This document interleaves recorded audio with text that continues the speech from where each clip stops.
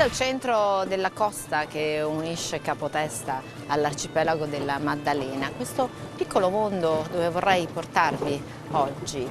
Comincia alle mie spalle una lunga spiaggia dorata, la più lunga in assoluto, la più importante di questo tratto di costa. Che cos'è questa spiaggia? Come nasce questa spiaggia? Questo non è altro che il delta del fiume Liscia, uno dei più importanti fiumi della Sardegna settentrionale. Nasce a una sessantina di chilometri da qui, sul massiccio dell'Imbara, poi raggiunge questa costa e crea questo ambiente. Ecco, questo, come dicevo, è soltanto un anticipo, un'anticipazione di quello che poi vedremo tra poco in quello che è a tutti gli effetti un museo della natura, la penisola di Coluccia.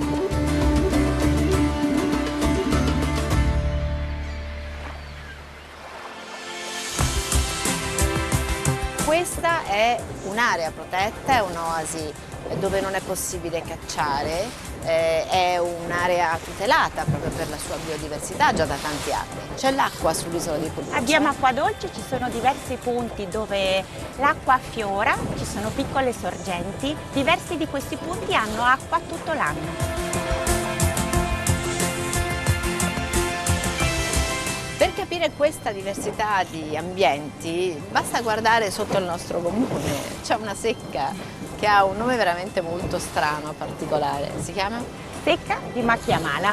Esattamente come si chiama la costa alle nostre spalle, quella baia. Esattamente. Sì, però abbiamo qui le rocce, dunque, sommerse e affioranti. E poi una bellissima spiaggia con una banchetta.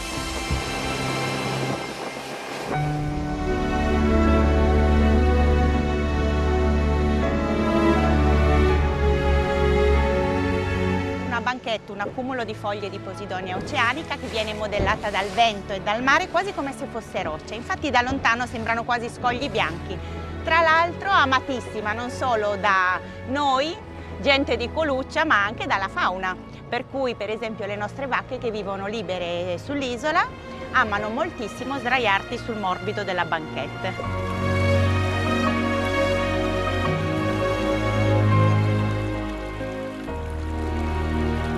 Giusto rapporto con la Posidonia spiaggiata, insomma, che è quello che dobbiamo un po' acquisire tutti noi e che oggi è oggetto di studio da un biologo che invece sta osservando da vicino questa biodiversità nelle banchette di Posidonia. Quindi questo è un grande laboratorio a cielo aperto. Il Politecnico di Torino, l'Università di Sassari, l'Università di Genova collaborano col nostro osservatorio per cercare di studiare in tutte le sue sfaccettature la biodiversità di Coluccia.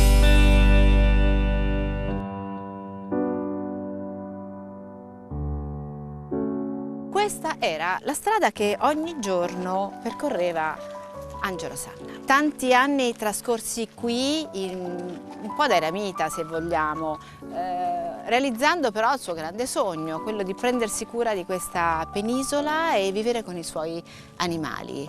Lo chiamavano per tutti, era conosciuto da tutti Zio Agnuleddu. Zio Agnuleddu, sì, è un personaggio quasi leggendario che ha vissuto l'intera sua vita qui, spostandosi a cavallo, allevando il suo bestiame, le vacche, le capre e coltivando una vigna da cui faceva il vino.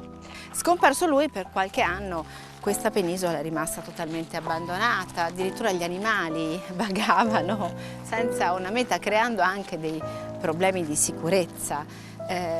Dopodiché Coluccia torna ad essere invece al centro dell'attenzione di qualcuno che decide di riqualificarla, rinaturalizzandola però, ricostruendo per esempio i muri a secco con il granito, rimettendo in produzione la vigna, ripulendo i 15 km di sentieri che sono quelli che oggi si possono percorrere. Per il resto qui non si può fare nulla se non prendersi cura di quello che c'è e, come dire, mantenere questi due piccoli stazi che erano le abitazioni di Angelo Sanna.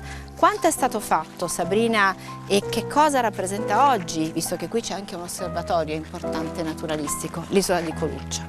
È stato fondato un osservatorio naturalistico, intanto per studiare, per conoscere la biodiversità che c'è a Coluccia e anche capire come conoscerla, quali sono gli strumenti più efficaci, le competenze più efficaci per capire a fondo e poi per condividere le conoscenze raccolte. Qui non si annaffia in modo artificiale se non ce n'è bisogno, insomma qui le piante devono raggiungere la loro resilienza, qui gli animali devono sentirsi ancora a casa e così ne abbiamo viste ovunque, questa che era un po' definita l'isola delle vacche, no? Esattamente. È un'isola dominata soprattutto dagli animali.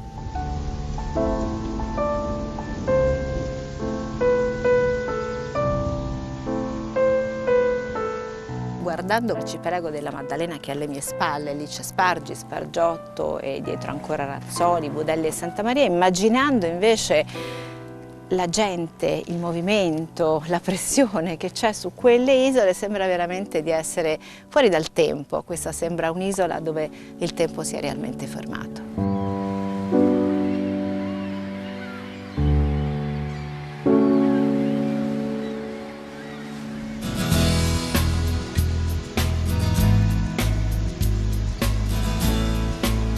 In Gallura si vendemmia presto, l'uva di Vermentino è pronta, sono già 3 anni che è in produzione questo vigneto, uno dei 2 che sono stati totalmente riqualificati, ripristinati e anche protetti. Li definiva le diavolerie moderne, Angelo, l'acqua corrente, l'elettricità.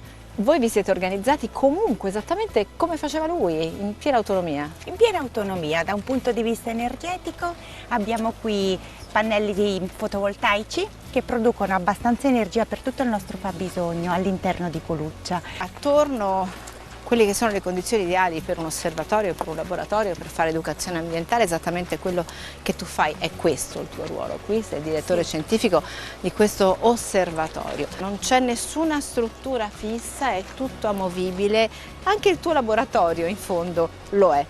Anche il mio laboratorio su ruote di piccole dimensioni ma ben accessoriato. Riusciamo a portare avanti attività di ricerca in vari settori. In terra stiamo studiando gli invertebrati, in mare stiamo avviando proprio una campagna di monitoraggio e mappatura degli habitat dei fondali. L'obiettivo qual è? È quello di fare turismo sostenibile, sostanzialmente questo, salvando una porzione di territorio, ripristinando la naturalità dei suoi sistemi naturali appunto e però accogliendo, quindi non facendone un museo chiuso ma accogliendo e facendo anche educazione ambientale.